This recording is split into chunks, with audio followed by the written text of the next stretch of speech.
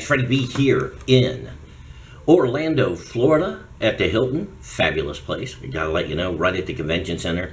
If you need a place to stay, outstanding. Attending the Mecum auction for classic cars 2022. Busy day yesterday. Gotta let you know. But I wanted to give you an idea of what some of these cars are selling for, so that you have an idea. If you ever have a chance to go to an automobile auction, I would suggest you go to Mecum or maybe Barrett-Jackson. They're both really great. I used to go to auto auctions for used cars for the dealerships I was at, and you've got 7-8 lanes running at the same time, and you're running around trying to find the cars that you had thought you wanted to buy and everything. And it is a cacophony of noise. It is tons and tons of noise. And these auctioneers, their banter is unbelievable. These guys are great. So there were like 4 auctioneers yesterday working through. They would probably run maybe for a half hour, and then they had to take a break. Can you imagine having to consistently go? So they were changing out, which was really good. It was interesting to listen to the different patter that each one of them have. Very consistent.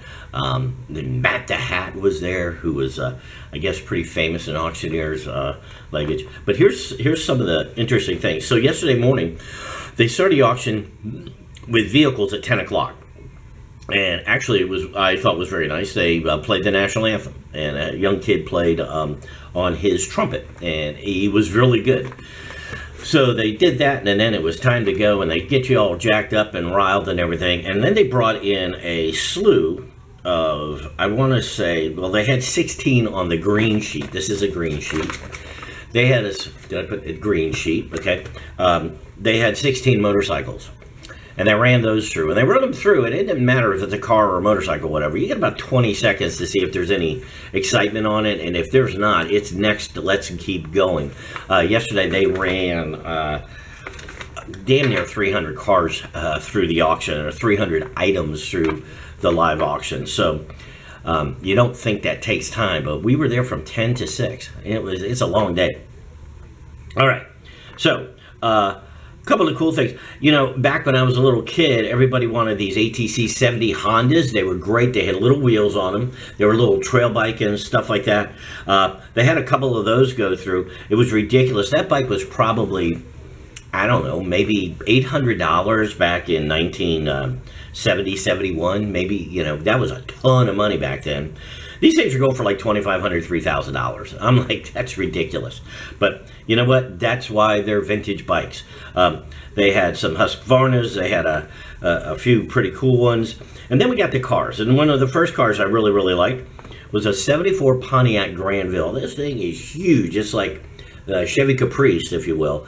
Does not have a B-pillar. So it was one of these very, very cool coupes, 4-door coupes, if you will. Or a windowless, or I forgot what they call the 50s ones. But it was neat. Got up to 24 grand. They no sold it. A Firebird went through with a no sale. Okay, so we solved that problem. I think I got plenty of space left on my disc. I had a full disc. So we were talking about. Talking about some of the no sales and everything that came through. Let me turn this down here for a second here. So, here we go. Saturday. Okay, so a lot of vehicles went through. A lot of vehicles. I would say there were some that didn't show or whatever. So a lot of vehicles go through. Maybe 275 or so vehicles went through yesterday.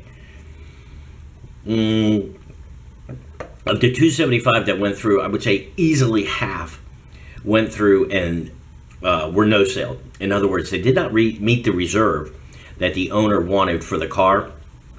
So they got the bid as high up as they could. They no sale the car. And then that car goes into a holding pattern. It just goes back and gets parked. However, there is a desk that says the bid goes on or whatever, and you can go to that desk and you can try to make your deal. And a lot of deals happen afterwards. after the car has already run over the block, where the owner didn't get exactly what the reserve was. He didn't take the reserve off, so he didn't sell the car as it went through the auction lane. But a potential buyer went up to the desk, they got hold of the owner, and the two negotiated, and they made a price, and the guy made the deal. So that's one of the ways you can do it. Another way to buy a car is what they call Mecum rules apply.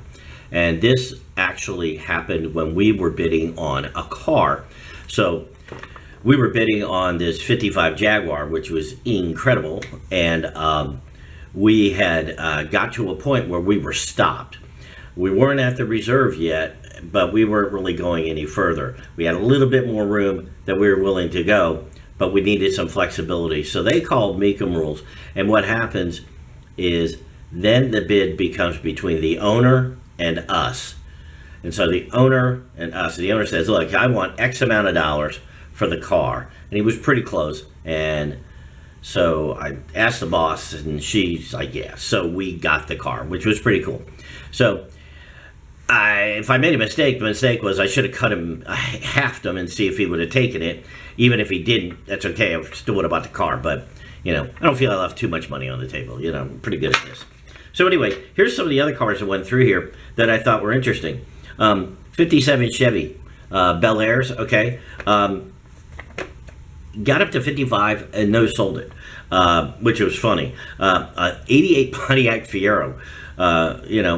You gotta think about it. There's some regular cars that go through here, some Mercedes and stuff like that. Pontiac Fiero you wouldn't think of as a classic car, but somebody loved it. Got up over $17,000, didn't sell though. The cars I really, really like were like old Oldsmobiles, old convertibles. I love those. I love big old American cars, but they had some interesting things. One of the things you'll find if you ever go to an auto auction is anything that's a CK Blazer or a Jimmy or something like that. These like 70, 71 four-wheel drive, two-door Blazers. Those vehicles probably back in 70, 71 were, I don't know how popular they were, but it wasn't, pickup trucks and SUVs had not even started to sink into the American psyche yet. So people who bought these were construction guys or, rugged guys, stuff like that. It was certainly not a second-class citizens, but it was a blue-collar vehicle, was an SUV or truck.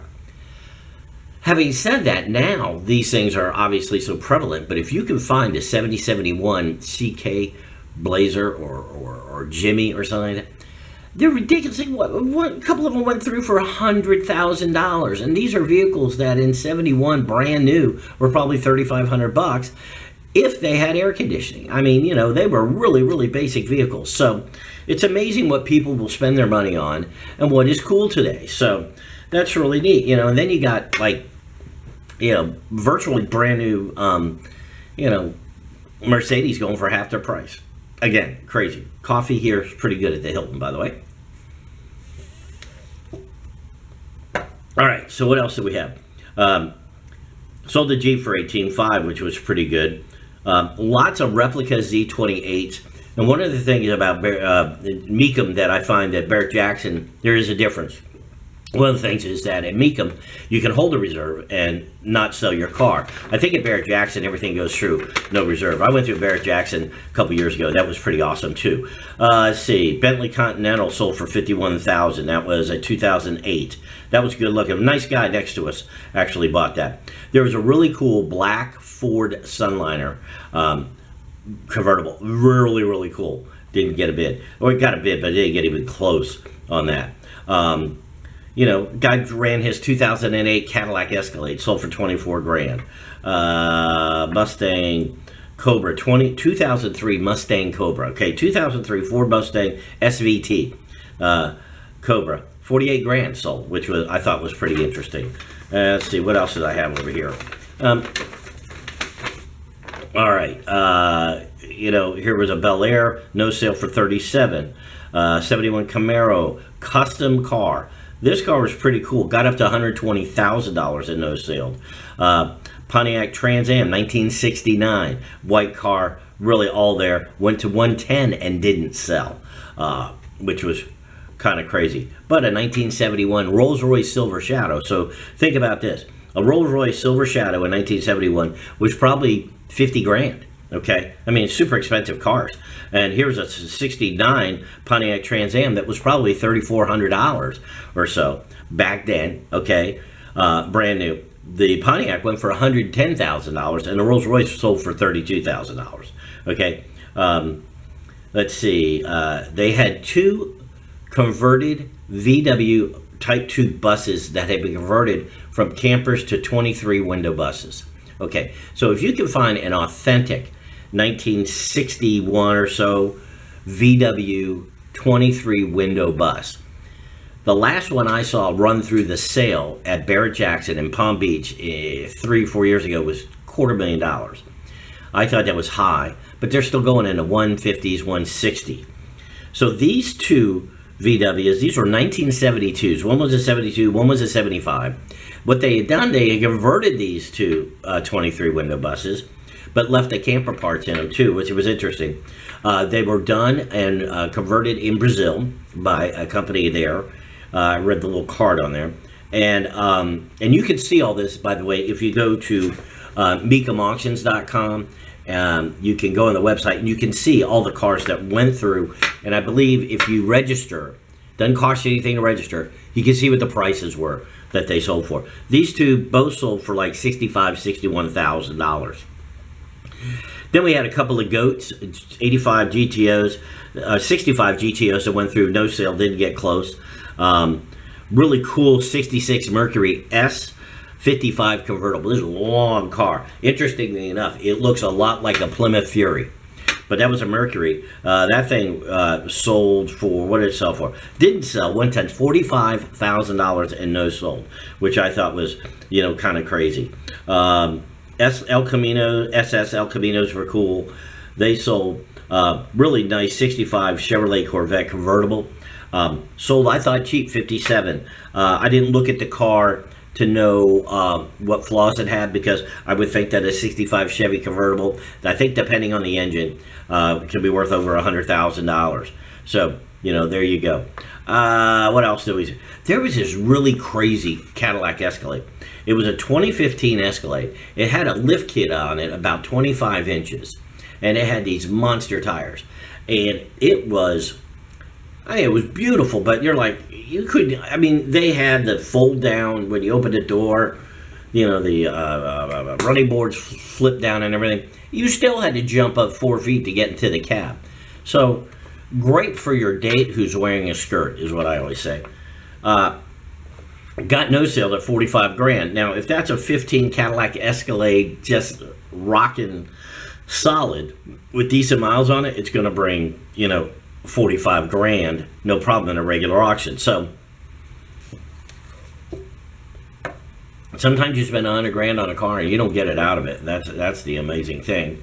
There's a Ford Raptor 2021 Raptor sold for $100,000. That Raptor probably was not MSRP, wasn't 100 grand on that car. And there were a couple of those. Broncos, interestingly enough, the new Ford Broncos, they were going out of the book. They were being sold for over MSRP. One actually no sale, and it was probably $15,000 over MSRP. And the guy no sale it, and I'm like, dude, there's gonna be Ford Broncos on it, and Ford's gonna start sending incentives out on their new Broncos soon. So I think you blew it there. But anyway, interesting day. Barrett-Jackson, day 2, or not Barrett-Jackson, Mecum. Day 2, fun stuff to see. Other news that I noticed, that just come to mind. The Japanese Prime Minister was assassinated, former Prime Minister. Why would you kill a guy who's no longer in power? Don't understand. Unless, of course, you're Jeffrey Epstein. Then I get it. But, really, really feel terrible for our friends over in Japan. Lost a guy who on the world stage was a pretty good leader and well respected. And that is kind of a shame. So, keep him in your thoughts. And let's hope that we can eliminate some of this. It's not about gun violence. The gun laws in Japan are extremely tough. You have to take a test. You got to go through training. They check your family, your background. apparently this guy made his gun, and he might have digitally printed it. Digital printers, great, but you can't uninvent the bomb. You can't put the genie back in his house. So once people figure this stuff out, it is what it is. Hope you have a wonderful day. Freddie B here. I'll talk to you soon. Bye-bye.